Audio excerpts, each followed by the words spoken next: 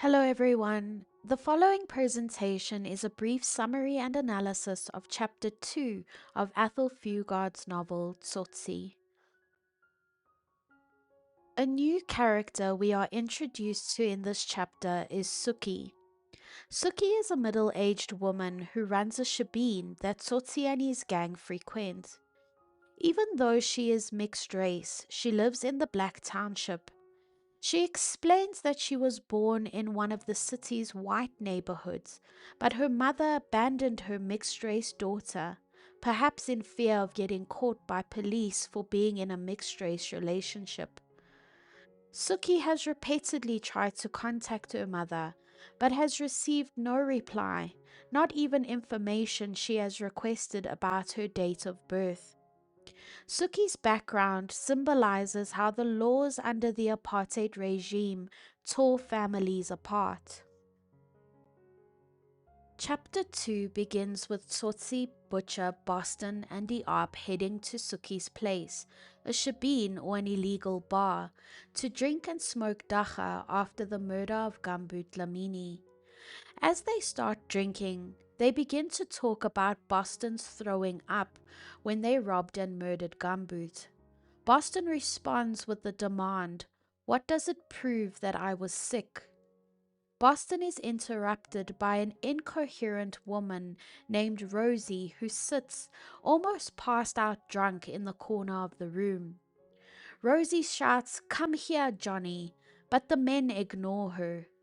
She then asks for Johnny, referring to Boston, to kiss her, prompting Boston to hit her twice in the face out of pure frustration. He is being misunderstood by his gang members, and Rosie's interruption adds to his annoyance. Suki tries to persuade Rosie to go home. Boston tries again to explain that the reason he got sick was because he has decency, which is morals, decorum, and civility, unlike the rest of his gang members who are cruel and callous. Butcher and Diop land up taking Rosie outside and they sexually assault her, further illustrating just how violent and cruel these men are. Boston is plagued by feelings of guilt and disgust after the cold-blooded murder of Gambut. He desperately wants to know if Tsotsi shares these feelings. Boston takes out his knife and cuts himself. He says he can feel that, the physical pain. He is trying to explain to Tsotsi how it feels because Tsotsi knows about and understands physical pain. So if he cuts himself, Tsotsi might understand. Boston explains that that's what it feels like for him on the inside when they killed Gambut. However, he does not get the response from Tsotsi he was hoping for. Boston asks Tsotsi many questions in his desperation to elicit any sort of empathetic reaction out of Tsotsi. These questions have a profound effect on Tsotsi, who does not know the answers because he does not remember much of his past. Tsotsi gets increasingly irritated with Boston's probing questions. Tsotsi is eventually sent over the edge by Boston, saying that everyone has a soul and he fears the day that Tsotsi discovers his own soul. He says to Tsotsi, "You'll feel something one day. Yeah, Tsotsi.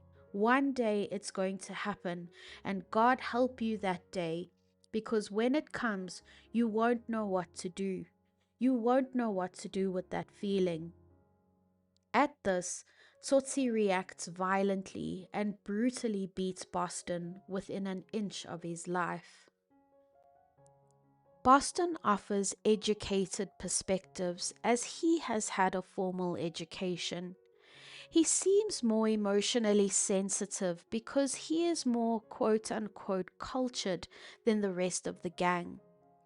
Boston asks the gang, "What does it prove that I was sick?" He says it's because he has decency. The gang possibly just thinks he has an upset stomach, but we know that Boston is vomiting because he is the one who has a moral compass.